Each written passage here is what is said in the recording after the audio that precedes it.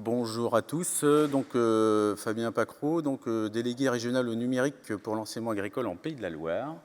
Et Philippe Petitqueux, même chose, mais en Normandie. Voilà. Et tous les deux, on anime un dispositif national d'accompagnement pour l'enseignement agricole sur les usages du numérique. Voilà, qu'on va vous présenter. Ce qu'on va faire, on va vous présenter un petit peu le dispositif Acoustis qu'on pilote tous les deux depuis 5 ans. Après, on va vous expliquer pourquoi on a décidé de commencer à intégrer les Open Badges dans le dispositif. Donc ça, on l'a commencé à le faire très récemment. Comment on utilise donc le plugin Open Badge. Donc on parle bien de Open Badge Factory en fait avec Moodle. Voilà, on vous dira après, mais on n'utilise pas les badges de Moodle. Et comment on a mis tout ça en œuvre, quoi. Voilà. J'ai la petite présentation de contexte. Nous, on fait partie de l'enseignement agricole. On a perdu le signal. Bon, c'est pas grave. Donc, on fait partie de l'enseignement agricole. Donc, on pilote ce dispositif Acoustis qui vise en fait à développer les usages du numérique pour tous les enseignants. Donc, c'est pas un dispositif à destination des élèves de l'enseignement agricole, mais à destination des enseignants. Donc nous, notre dimension, on est à peu près à la taille d'une académie, mais sur toute la France. Donc on a un périmètre de 18 000 enseignants, en fait, voilà. Et ça, c'est une petite carte avec tous les lycées agricoles que vous pouvez retenir, parce que vous ne les connaissez peut-être pas tous, parce qu'on n'est pas très connus, en fait. Vous en avez forcément dans votre région. Voilà, il y en a forcément, il y en a à peu près un par département minimum. Voilà, et donc le dispositif, il s'appelle Acoustis, accompagnement ouvert à l'usage des TIS. Voilà. C'est un dispositif qui s'appuie sur un réseau d'acteurs, donc un réseau d'acteurs en trois niveaux, donc un niveau local, avec ce qu'on appelle des référents numériques, parce que dans l'enseignement agricole, on a la chance d'avoir des référents numériques qui ont un tiers-temps.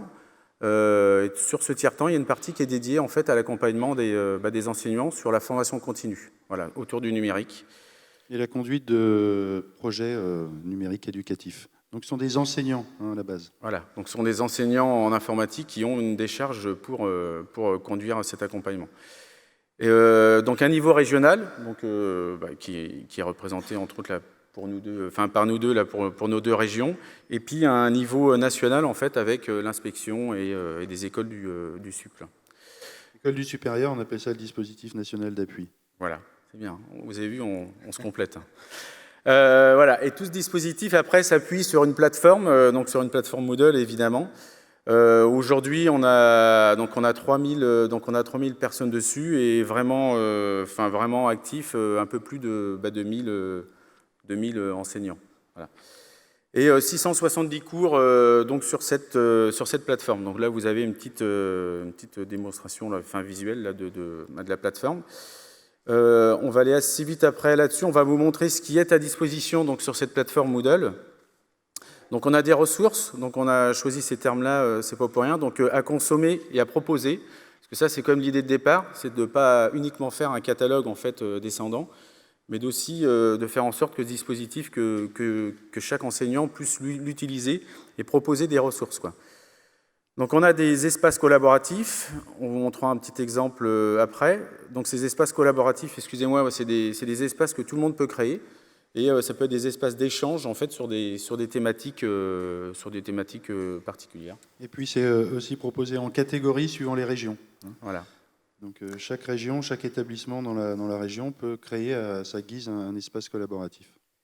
Après, on a des modules de formation, donc on est parti sur des modules très très courts, donc à disposition des enseignants, des modules qui sont rendus autour de 2 heures, qu'on appelle des cours ouverts, et on peut aussi proposer des formations un peu plus longues, ou des formations hybrides après sur site, quoi. On a tout un service de webinaires qui sont animés au niveau national ou qui peuvent être proposés en fait par des enseignants. Et puis tout un système, en fait, c'est un peu notre blague entre nous, on a notre YouTube à nous, voilà, qui est beaucoup plus petit, évidemment, avec beaucoup moins de vidéos de chats. Donc, en fait, où on peut mettre des tutoriels, où chacun peut proposer donc, des tutoriels dessus, quoi. Voilà. Ça, c'est des petits visuels sur notre Moodle et les espaces collaboratifs. Donc là, à titre d'information, on utilise là, le format grid. puis bientôt le format tuile. Voilà, donc après, dans chaque espace, on utilise des forums, des pots de fichiers, enquêtes, etc. Ça, c'est un exemple de cours ouvert. Donc, c'est les fameux petits modules de formation qui durent 2 heures et que chacun peut utiliser, soit en auto-formation ou soit dans le cadre de son établissement avec un accompagnement, avec les référents, avec les fameux référents numériques. Voilà, donc ça c'est notre service webinaire où en fait on propose donc des thématiques qui sont soit mensuelles, bimensuelles, et chacun peut aussi proposer donc des webinaires. On les enregistre tous et ils peuvent revenir les voir. Alors les thématiques, c'est des thématiques, soit c'est des retours d'expérience d'enseignants sur des usages qui font valoir et qui rendent visibles en fait à d'autres enseignants, soit c'est des thématiques sur des changements de programme, etc. Voilà, alors ça, là, comme ça, on se dit que c'est magnifique, que tout roule, voilà. Mais il y a un mais. Il y a un mais. Le mais, c'est qu'on se rend compte qu'on a beau avoir un réseau d'acteurs, qu'on a beau avoir une plateforme qui tourne, qu'on a beau avoir des ressources, un système de webinaire, etc. En fait, on a quand même un problème, voilà. Nous aussi, c'est un peu comme le Failure Forum tout à l'heure. Donc on a un problème, c'est qu'on se rend compte qu'il y a peu de formations effectuées. C'est pas parce qu'on a tout un dispositif que les gens s'en emparent. On a très peu de contributions de la communauté. On se rend compte que la culture, même du forum, de montrer ce qu'on a fait, alors c'est peut-être particulier au milieu d'enseignants, mais de montrer ce qu'on a fait, de faire des retours d'expérience, on a énormément de mal en fait à aller vers cette culture, vers ce changement, plus collaboratif. Et pourtant, ça ne veut pas dire que nos enseignants ne sont pas compétents, ça ne veut pas dire qu'ils n'apprennent pas, et ça ne veut pas dire qu'ils n'ont pas d'usage, et qu'ils n'ont pas d'usage même innovant. Voilà. Donc là, on voit bien qu'on a un problème, c'est qu'il y a plein de gens qui font des choses, mais pourtant, la machine, en fait, elle ne prend pas, quoi. Voilà. Donc nous devons changer de logiciel. Tout à fait. Voilà. Et donc ça, c'est ce qu'on a décidé là, il y a pas si longtemps. Voilà, donc on a un projet, comme tu l'as dit Fabien, qui en fait, on n'arrive pas à trouver le secret, la bonne formule pour amener nos enseignants formateurs, je rajoute le formateur, à venir se former avec les autres en utilisant des outils en ligne, etc. Mais je crois que tous ceux qui travaillent dans ce domaine de l'accompagnement ont le même problème. Si on avait la solution, on serait peut-être riche, millionnaire, je ne sais pas. Donc on a essayé un autre truc. On s'est dit, mais en fait, on pense souvent beaucoup pour les autres, et même si on fait quelques enquêtes de besoins, qu'on prend des infos sur le terrain, on ne s'est jamais dit, tiens, il faudrait peut-être partir de ce que les gens savent déjà. Donc de prendre en compte les compétences existantes, les projets, les aspirations, et qu'on construise à partir de ça un dispositif d'accompagnement qui soit partagé. C'est notre nouvelle idée. Donc avec la reconnaissance comme point de départ, c'est-à-dire il y a des savoir-faire, il y a des aspirations, des centres d'intérêt, il y a des compétences, mais en fait, on les connaît très peu.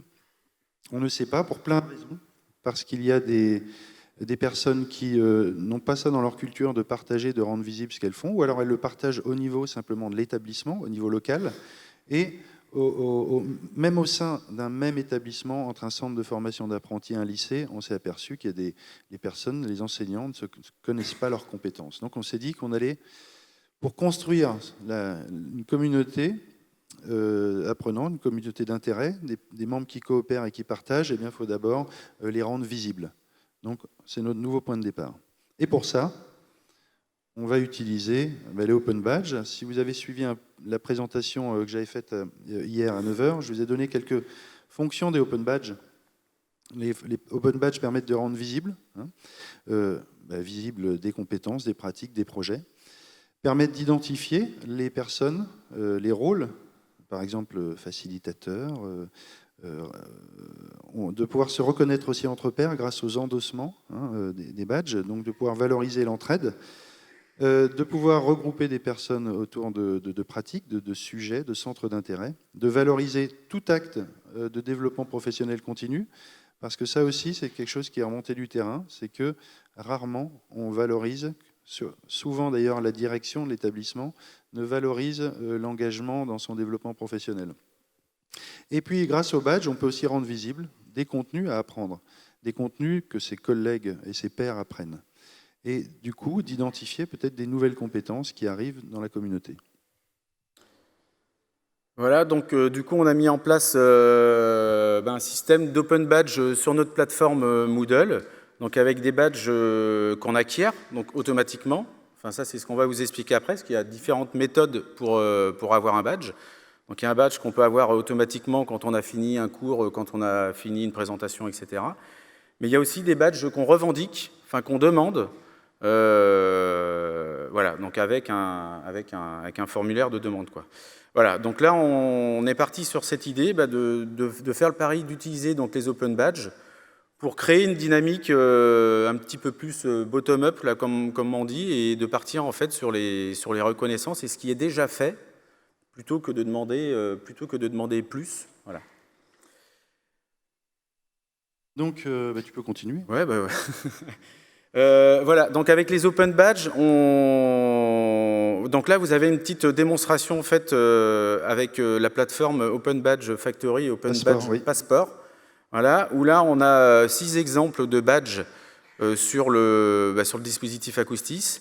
Et lorsqu'on reçoit un badge en fait sur le passeport, on peut le géolocaliser. Donc tout de suite, là déjà on voit un intérêt quand même intéressant, c'est de localiser sur une carte en fait qui a déjà eu soit un seul badge ou soit tous les badges. Et par exemple, justement, le premier truc qu'on s'est dit, tiens, le badge de participant, si on permet aux personnes de l'obtenir, de nous dire qu'elles s'engagent dans le dispositif, on a tout de suite un badge super intéressant pour rendre visible ceux qui s'engagent. Voilà, c'est participant au dispositif. Et en plus, si je le géolocalise, je me rends visible auprès des autres. Voilà, typiquement, là même sur le Moodle Moot, là, cette année, là ça se trouve dans la salle, enfin vous êtes même venu au Moodle Moot, et il y a... J'ai 5 minutes, oh là là, la vache. Ouais, voilà, donc on s'est dit qu'on aurait pu... Enfin, peut-être qu'il y a des gens qui... Bon, c'est pas grave, j'accélère. On en parlera sur les questions. L'exemple du Moodle Moot, on le verra plus tard, l'année prochaine. Vas-y. Alors les open badges, du coup aussi pour identifier qui est-ce qui veut être facilitateur, ça c'est un deuxième badge qu'on a créé. Le facilitateur, la facilitatrice, c'est celui qui s'engage à communiquer sur le dispositif Acoustis dans son établissement, faire connaître les ressources, hein, et donc de se rendre visible auprès de ses autres collègues et de créer donc un petit réseau de facilitateurs. Voilà. Donc là, vous avez vu une fonctionnalité intéressante quand même, c'est qu'on voit, on voit le nom de ceux qui ont déjà eu le badge. Voilà. L'autre possibilité qu'on a avec Open Badge Passport, cette fois c'est le service qui permet d'exploiter les badges, c'est de chercher des personnes qui ont les mêmes badges que nous, hein, d'afficher ceux qui ont les badges en commun, donc les mêmes centres d'intérêt. Donc la possibilité de découvrir au sein de notre communauté de l'enseignement agricole des collègues qu'on ne connaît pas, qui sont peut-être des fois des voisins, qui ont les mêmes centres d'intérêt, et donc faciliter le regroupement de ces personnes pour éventuellement travailler ensemble. Possibilité aussi de demander des badges. On a des badges qui sont déclaratifs, qu'on peut revendiquer. Si on estime avoir une compétence, nous, on n'est pas là pour certifier, on est simplement là pour permettre aux enseignants de révéler leurs compétences. De dire, moi je m'y connais en visioconférence, je sais animer une visioconférence, je le rends visible. Si je veux le prouver, je peux le faire grâce à des endossements de mes collègues, hein, de mes pairs, qui peuvent me reconnaître pour ce que je fais. Et de permettre du coup de rendre visible l'expertise, hein, des savoir-faire, et peut-être du coup d'être à un moment mobilisé pour aller former des collègues ou faire des échanges de pratiques. Voilà, donc ça c'est un autre exemple là, de membres, enfin de badge, de membres d'une communauté, d'un groupe, etc. Donc là on peut aller se promener sur la plateforme et se rendre compte qu'il y a des groupes qui sont intéressants et qu'on peut rejoindre. Voilà. Voilà. Et pour expliquer tout ça en fait à nos enseignants formateurs, donc on a décidé de partir sur 7 personas. Enfin des personas, c'est des personnages virtuels en fait qui représentent chacun en fait un cas d'usage. Et pour que chacun s'identifie un petit peu sur une thématique. Par exemple, là, il y a un enseignant d'histoire géo, etc., qui suit un cours sur les sujets, etc. On vous donnera le lien pour que vous puissiez consulter. On va le mettre sur l'espace de cours de l'atelier. Alors, voilà. Comment ça marche techniquement, Techniquement, c'est extrêmement simple. Non, donc on a la chance d'avoir Open Badge Factory. Il y a deux plugins disponibles et qu'on intègre en fait sur Moodle. Et donc ces plugins en fait ils vont nous permettre. Donc là vous avez sur la partie de gauche, là vous avez la vue des badges qui ont été créés sur Open Badge Factory. Et donc sur la partie droite, en fait, la visibilité du badge sur Moodle et la possibilité d'intégrer le badge dans un cours, comme on pourrait le faire en fait avec un badge Moodle. C'est-à-dire qu'on peut, même si le badge il vient de l'extérieur, en fait, on peut l'attribuer, en fait, on peut le mettre dans un cours, quoi, avec les règles. On peut aussi, donc ça c'est avec le plugin, mais aussi il y a une fonctionnalité sur Open Badge Factory qui s'appelle LTI, qu'on peut du coup mettre en œuvre grâce à l'activité qui s'appelle outils externes dans Moodle. Il y a un secret partagé, une clé partagée, et on peut comme ça permettre à des enseignants d'accéder à des formulaires de demande de badge qu'ils peuvent intégrer dans leur cours directement. Donc c'est vraiment facile à intégrer. Ça fait partie des badges ici qui nous permettent de révéler les intérêts de nos enseignants. On n'est pas, par exemple, à la suite d'un cours qu'ils ont suivi. S'ils ont achevé le cours, ils ont un badge automatique qui leur est proposé, parce qu'ils ont réalisé les activités, mais ils ont aussi un deuxième badge qui leur propose de demander un badge « J'explore », par exemple, la classe inversée, pour indiquer aux autres, à leurs collègues qui sont dans cette démarche d'exploration. C'est un badge qui est attribué automatiquement juste pour rendre visible leur centre d'intérêt et leur permettre de se relier à leur pairs. Voilà, donc sans évaluation. On peut y associer un formulaire pour y ajouter des informations.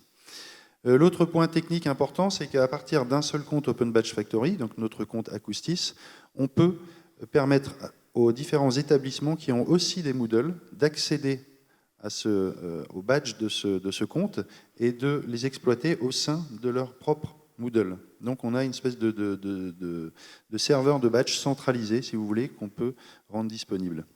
Voilà, et ça c'est un atout quand même assez intéressant. Il faut qu'on accélère, c'est ça ? C'est la fin. Voilà, c'est la fin. Bon, c'est fini. Non. Et voilà, donc ça c'est quelques badges, quelques exemples de badges avec j'explore, je forme, je suis référent tuteur, j'utilise, j'expérimente, je contribue, j'anime, etc. Voilà, donc ça c'est tous ces badges qu'on va commencer à mettre en œuvre. Ce que vous avez vu tout à l'heure sur la carte, il n'y avait pas énormément de points, c'est qu'on on a commencé il y a moins d'un mois, enfin, avec les badges. Il y a pas mal de choses à expliquer, hein. Vous avez compris, au niveau des badges, il faut expliquer les badges, le numérique, le Moodle, tout ça, donc ça avance doucement. Voici un exemple de formulaire, de badge revendiqué. On peut créer un formulaire pour collecter toutes sortes d'informations utiles. Ce qu'il faut vraiment retenir, c'est que les badges ici sont des badges qui ne viennent pas certifier des compétences. On est là juste pour aider à rendre visible la communauté qui apprend. Les badges ils sont visibles dans le profil Moodle, c'est-à-dire que tous les badges qu'on a reçus, quand on va dans son profil Moodle, on voit les badges qu'on a reçus, même s'ils viennent d'Open Badge Factory. Et puis, donc ça, c'est une petite planche là, sur le passeport, donc Open Badge Passport. Voilà, et puis, voilà, donc ça, après, ça, on l'a déjà dit. L'avantage, c'est que c'est construit autour de l'utilisateur, le système. Il peut obtenir des badges à partir de notre dispositif.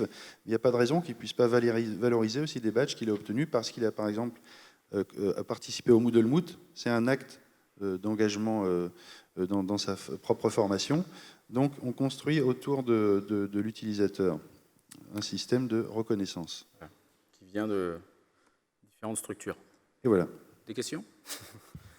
Voilà, et vous avez le code de Klaxoon. Oui, voilà, je voudrais dire un mot sur le fait que vous avez le code Klaxoon et je vous incite à vous y rendre pour évaluer, en fait, pour mettre votre avis, si vous avez aimé. Voilà, c'est quelques étoiles apparemment à cocher. Et les questions? Il levait la main pour demander le micro? Oui, j'ai une question. Ah Ça c'est bien.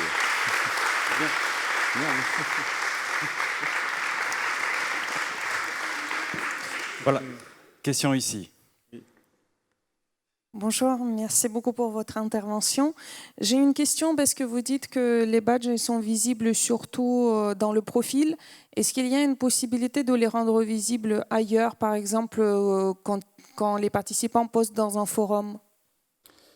En fait, là, le plugin, il y a un plugin bloc, en fait, Open Badge. Donc, c'est-à-dire que c'est un bloc qu'on peut rajouter à plusieurs endroits. Donc, mais après, donc, on récupère, ce qu'on rend visible, c'est tous les badges qu'on a eus. Voilà, donc sur cette plateforme. On ne peut pas juste mettre que le badge qu'on a eu, par exemple, sur un forum, quoi. Mais on peut aussi choisir à partir de Open Badge Passport, le service gratuit. Il y a des liens vers ces badges ou des codes d'intégration qu'on peut mettre dans n'importe quel bloc ou page HTML. Voilà, ça, on vous a pas expliqué sur le passeport. En fait, après, on a plein de moyens de diffuser en fait, les badges autrement.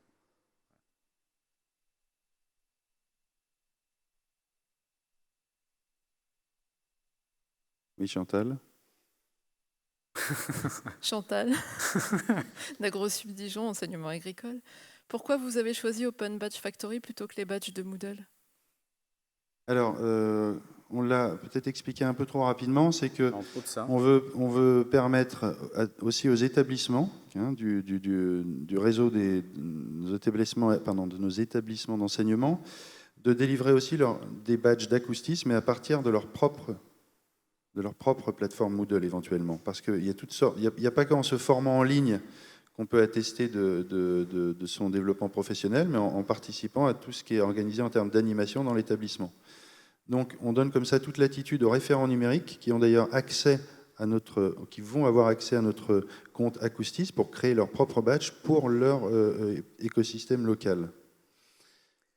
Et c'est un peu ce qu'on a voulu montrer avec cette diapo, c'est-à-dire que le badge, un enseignant qui a exploré la classe inversée, il y a peut-être un enseignant d'un autre établissement à côté qui a exploré la classe inversée, et donc ils auront le même badge. Le fait que ce soit détaché du Moodle établissement, ça fait qu'ils auront le même badge. Voilà, et on peut obtenir des badges aussi sans passer par Moodle, si on a Open Badge Factory ou autre, hein, d'ailleurs, ça pourrait pu être une autre plateforme.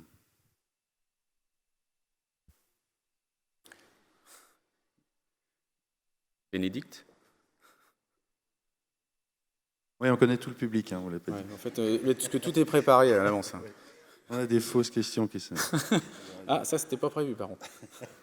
Bon, ce n'est pas tout à fait une fausse question, mais merci de votre intervention très instructive pour moi. Alors, moi, je suis Bénédicte Froment, je viens de l'Université de Tours. Je ne suis pas du tout ingénieure pédagogique, mais j'utilise les badges pour l'engagement étudiant. Et d'ailleurs, j'en parle demain. Donc, ceux qui veulent venir à 9h, ils pourront en entendre bien parler essayé. C'était bien. Bien essayé. Petite intervention. Moi, je viens justement pour comprendre le lien que je peux faire entre Open Badge Factory que j'utilise et Moodle. Donc, vous avez répondu à plein de choses qui m'interroge beaucoup et que je voulais interroger ici.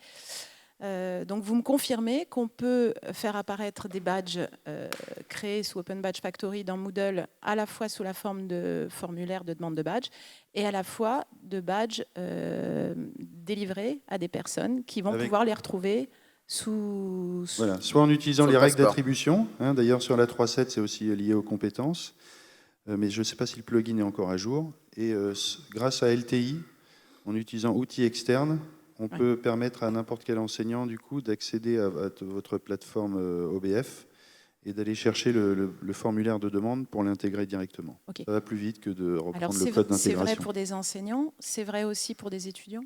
Oui. De la même manière, d'accord. Oui, donc oui, je vous invite à 9h demain, parce qu'il y aura tout à fait, des on personnes qui travaillent avec là, moi. On sortira du Macumba. On sera là. Ok, super. Merci.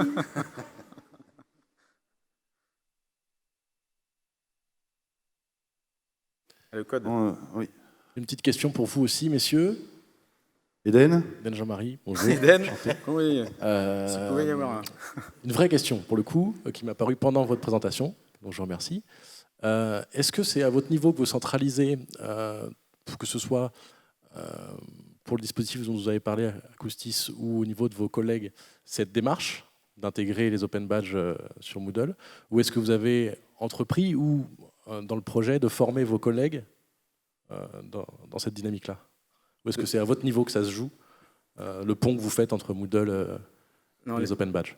L'idée, c'est quand même que tous les référents numériques, là, quand on a parlé tout à l'heure d'acteurs locaux, c'est de former en fait les acteurs locaux, même après, déjà dans un premier temps, à émettre eux-mêmes les badges s'il y a des demandes, et surtout à les créer, après même à en créer des nouveaux. Quoi. Avec leurs enseignants. Voilà. Ce qu'on n'a peut-être pas dit assez, c'est qu'ils ont un tiers-temps qui comporte une part d'animation.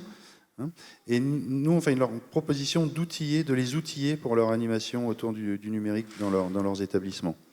Et puis, contribuer à rendre visible, valoriser donc tout ce qui se fait en termes de numérique éducatif auprès de la communauté. J'ai une question ici. Je pense que ce sera peut-être la dernière. Ah, on ne connaît pas. Oui, mais je ne sais pas combien de temps vous avez de recul par rapport au dispositif. Parce qu'en fait, j'aimerais savoir, est-ce que par rapport It's à... a starting project. Oui, donc vous ne savez pas si, ce que ça amène par rapport à votre, votre problématique initiale. Ben, oui. Enfin, L'année prochaine. Ça sera voilà, tout à fait l'année. Voilà, Ouais. je pense qu'on pourra en reparler l'année prochaine parce que on a maintenant suffisamment d'expérience pour savoir que on pense avoir des bonnes idées et que des fois ça marche pas. Souvent ça marche pas. Mais là, on pense vraiment que c'est une bonne idée, non? Non, mais Cette oui, fois, non, celle-là, elle est vraiment bien. ça, Celle-là, on est sûr Celle-là, que ça va celle-là, marcher. c'est la meilleure. Non, mais en tout cas, ce qui va marcher, c'est les badges qui seront délivrés en fait à la fin de chaque cours. Déjà, le fait de pouvoir localiser et de voir qui a fini ce cours et de permettre que les gens qui ont eu le même badge rentrent en contact même par l'intermédiaire du badge, parce que ça, on ne l'a pas dit, mais sur le passeport, on peut discuter autour d'une thématique. Donc, si on reprend l'exemple de la classe inversée tout à l'heure, tous ceux qui ont eu le badge j'explore la classe inversée, donc déjà, il va y avoir un petit lien qui va se faire. Maintenant, on ne sait pas si les enseignants vont vouloir encore montrer ce qu'ils font. On sait que ceux qui font des choses et qui ont envie de partager, au moins on les verra, parce qu'aujourd'hui, ce n'est pas le cas. Voilà. Aujourd'hui, on ne peut pas vous dire qui fait de la pédagogie inversée dans notre communauté. Donc on commence avec ceux qui veulent, ceux qui font et qui veulent partager. Et on peut, à partir de là, construire quelque chose. Merci. Je pense que c'est bon. Merci.